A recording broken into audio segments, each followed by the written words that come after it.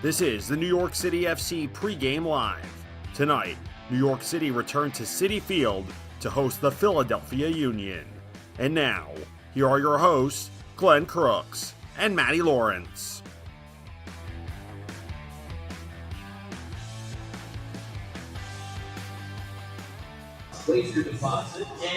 Hey everybody, what's happening? I'm Glenn Crooks. There is Matty Lawrence, and we're getting set here at Citi Field in Queens, New York, for New York City against Philadelphia. The first of 5 home matches at Citi Field for New York City FC, while the construction of Etihad Park continues. If you go over the right field seats and across Seaver Way, construction well underway. The last we heard from Brad Sims, the president of the club, he said that it was 5 weeks ahead of schedule. We don't have really an update in regard to that, but all very exciting. Now, what's not been so exciting is the recent form of New York City, because it's 3 games without a win, and their opponent today, well, look, this will be the 3rd time that 2 first-year head coaches with their club have met in our broadcast schedule. You had Javier Mascherano for Inter Miami against Pascal Janssen in the opener, a 2-2 draw.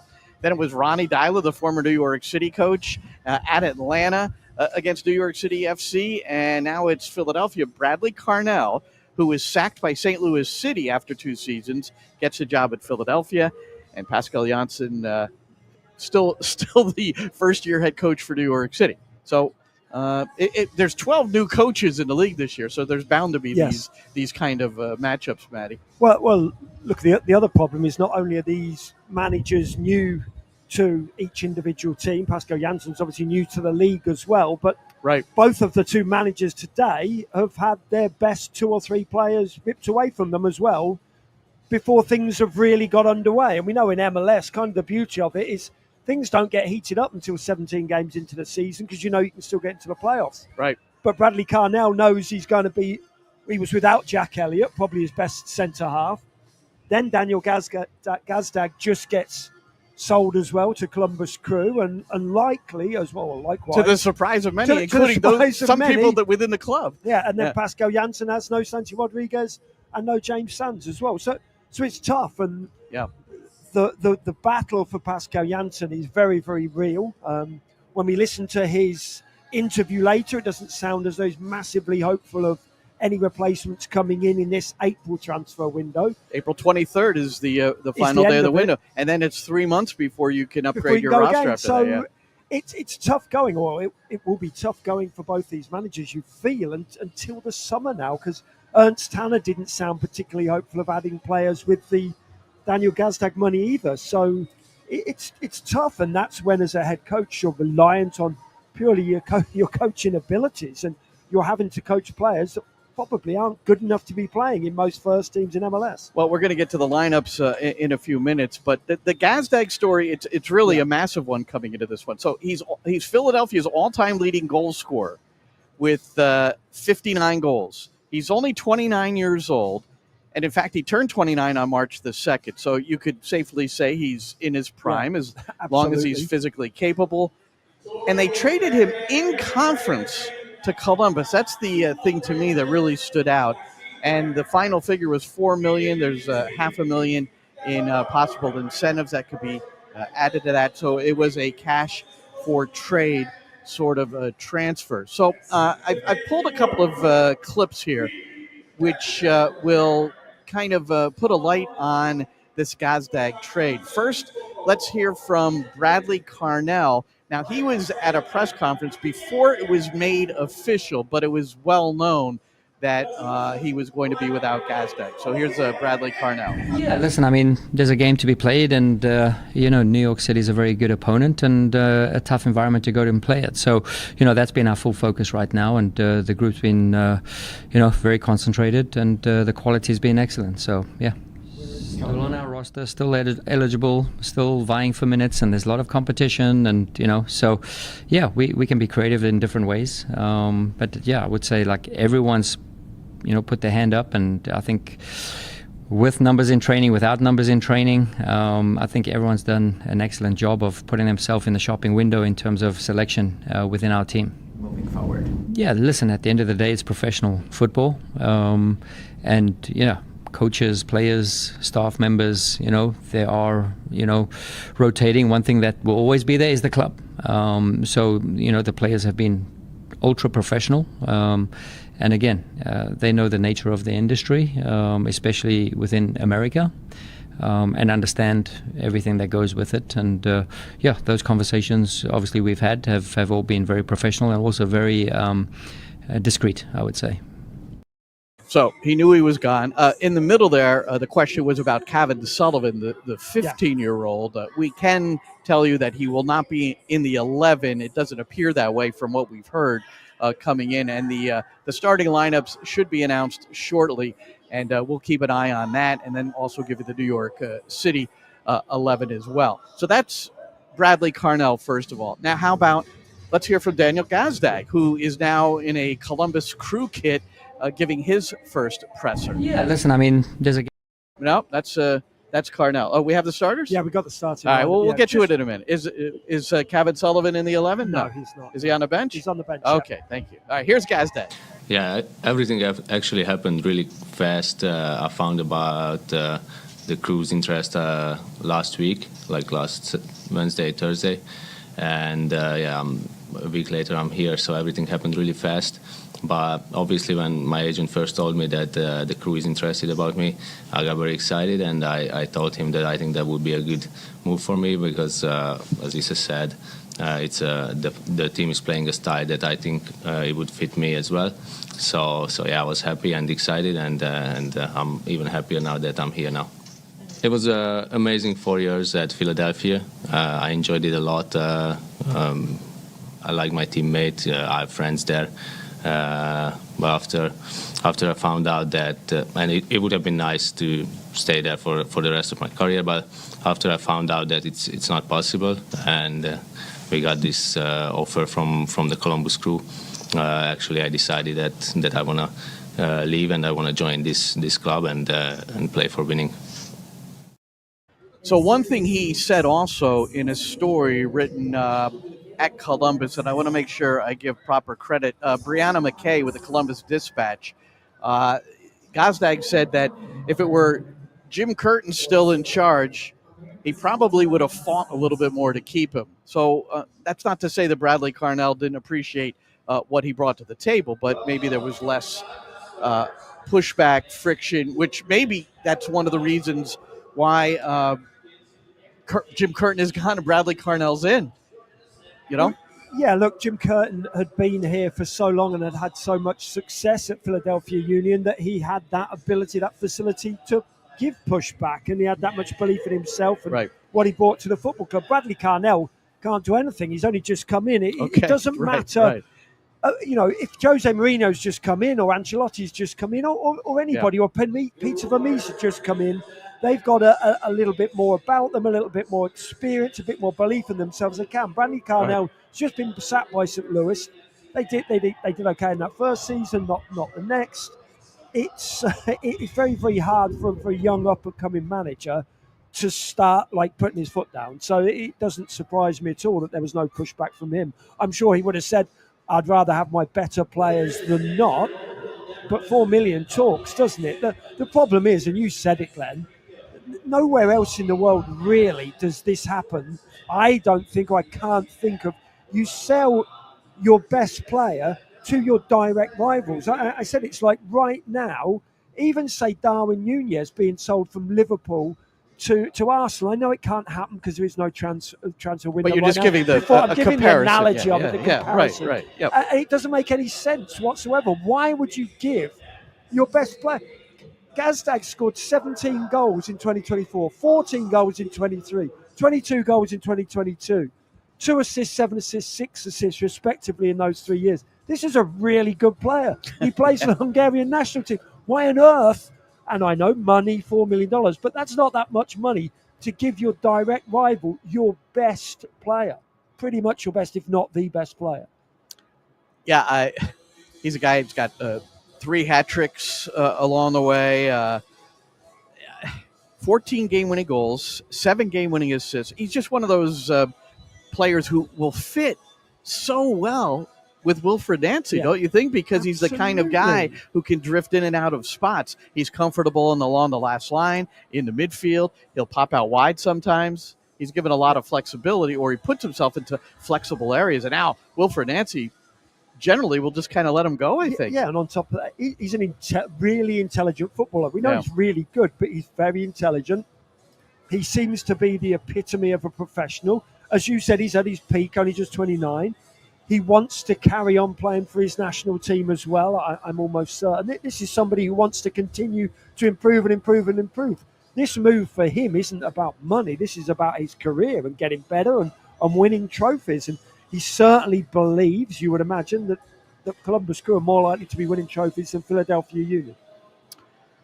That's Matty Lawrence. I'm Glenn Crooks. Our commentary begins at 7 o'clock tonight Eastern. We're on a lot of different platforms.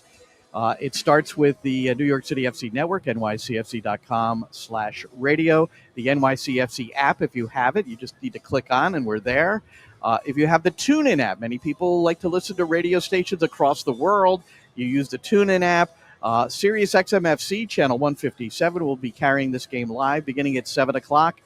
And then on Apple TV, the MLS Season Pass, at the bottom of the hour at 7:30, they will pick up our English hometown commentary. So there's all that going on. Now, I brought up Gazdag to Pascal Janssen in our pregame briefing, which will air in its entirety, about 15 minutes, with the head coach coming up at 7 p.m. But I asked him about Gazdag to kind of relate it to his own situation with New York City, which there's an apparent lack of depth. But here, and I say that because of the number of times that two goalkeepers have been on the bench. But here's Pascal with me earlier in the week. Brings me to, as we close, squad depth.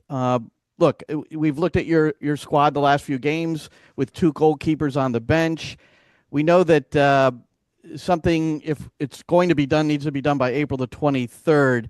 So I'm wondering, look, I know you can't really dive into specifics, but how important is it for you and the club to maybe add some flavor, talent, whatever it might be, before that deadline?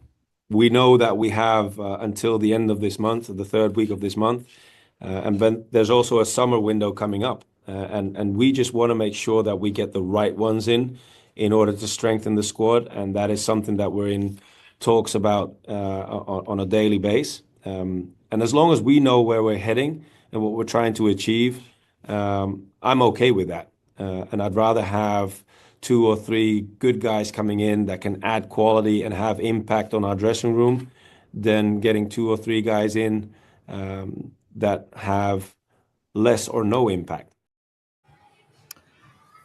So, as you said at the top of the broadcast, based on that comment, there doesn't seem to be anything of high elevation. I'm not sure the word I'm trying to spit out, other than there's no evidence that there's anything that might result in bringing in a player who fits the mold before that April 23rd deadline, which means, again, you're going with the crew that's with you now. And we do know that Andres Perea is now back from injury. Tavon Gray has returned from injury.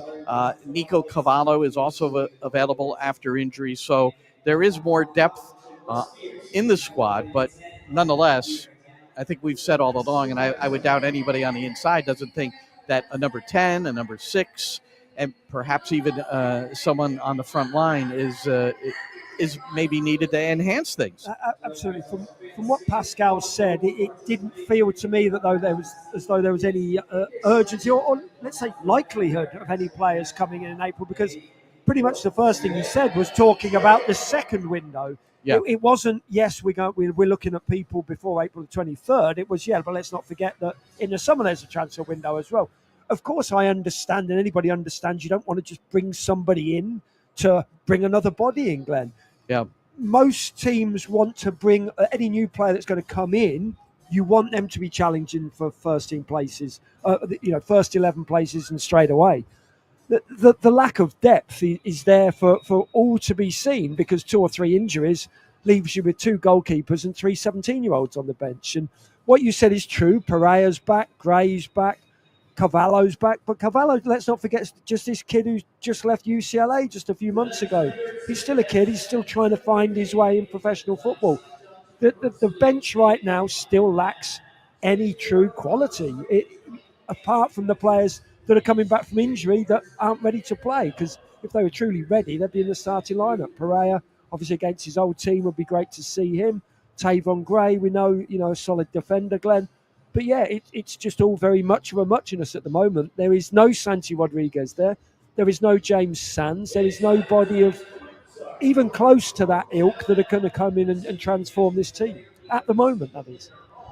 Burke Risa is on the bench today, and we know that he was taken out of the game in the first half along with Julian Fernandez, who is also on the bench at the beginning of this contest coming up. And if you're wondering if Pascal Janssen was sending a message, well, here he is in our pregame briefing.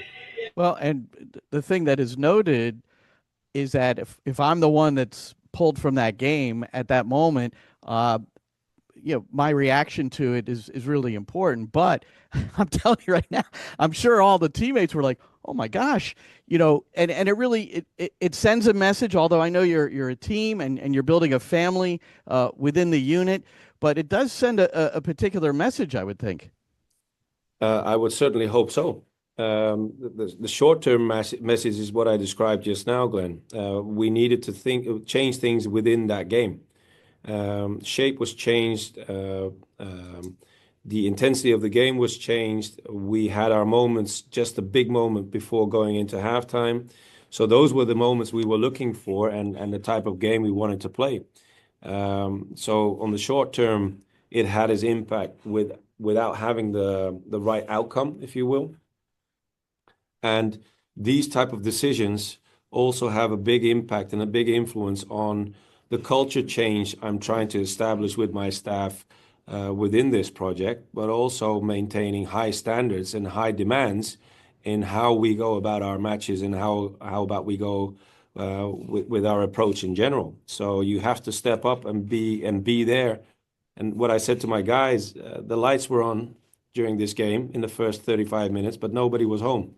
So I had to make sure that somebody was home again. And Alonso Martinez had a penalty go off the bar, which would have brought New York City back to within a goal, and then Keaton Park scored late and to make the score 2-1. But message sent, and I think the further message sent, Risa and Fernandez are also on the bench today.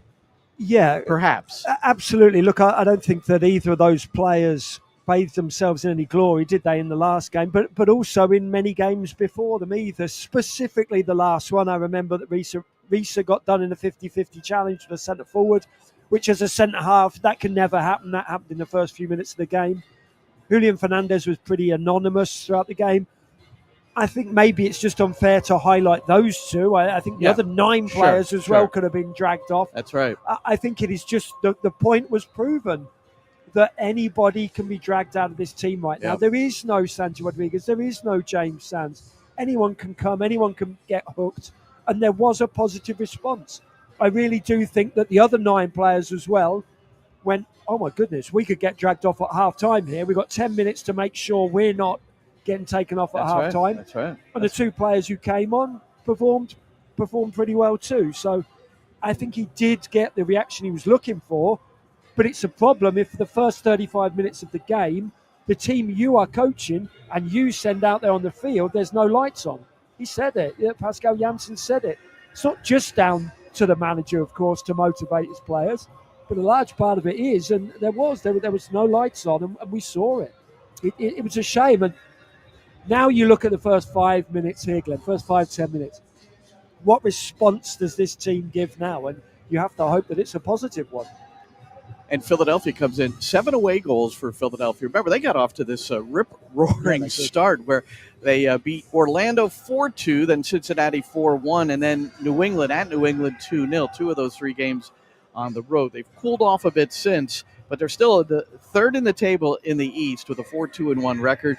New York City comes in 11th in the table. 3 games are already complete as we come to a close here.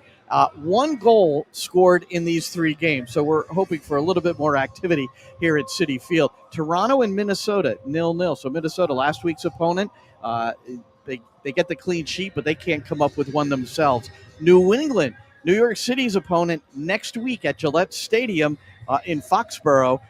They had the upset win at Atlanta, 1-0. Carlos Heel, he drew the penalty and then converted the penalty for the only goal. And then Orlando and the Red Bulls play down in Florida to a 0-0 draw as well. So we've got the game coming up, 7 p.m. Eastern in just about 5 minutes, less than 5 minutes now, on the New York City FC Network. Also, the Sirius XM FC, channel 157. And also at the bottom of the hour, 7:30, you can hear our live commentary in sync if you're home watching the game on Apple TV. So for Maddie, I'm Glenn. Chris is behind us. He'll be joining us on the broadcast as well. So thanks so much for joining us here, and we'll talk to you in a few minutes. Enjoy the game, everybody.